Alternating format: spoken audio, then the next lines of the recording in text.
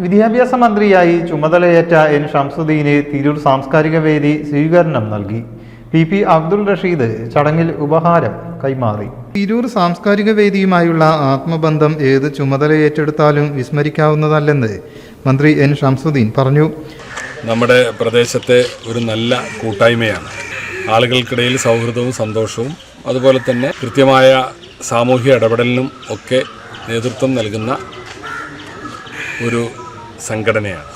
ഇന്നിപ്പോൾ അവരുടെ ഒരു സന്തോഷ പ്രകടനമാണ് നമ്മളിപ്പോൾ ഒത്തുചേരാനുള്ള കാരണം.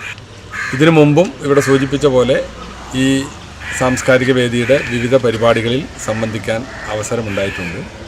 സംഘടനകളാണ് സത്യത്തിൽ നമ്മുടെ മലയാള മണ്ണിൽ ഇങ്ങനെ ജനകീയമായ ഐക്യവും സൗഹൃദവും ഒക്കെ ശക്തിപ്പെടുത്തുന്നതും. സാംസ്കാരിക വേദിയുടെ ഉപഹാരം പി അബ്ദുൾ റഷീദ് കൈമാറി. തിരൂർ സാംസ്കാരിക വേദി അധ്യക്ഷൻ MA റഫീഖ് പൊന്നാട അണിയിച്ചു.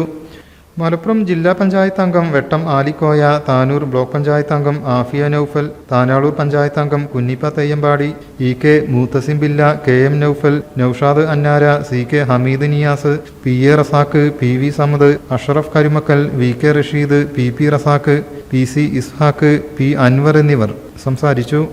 News bureau, Tirur.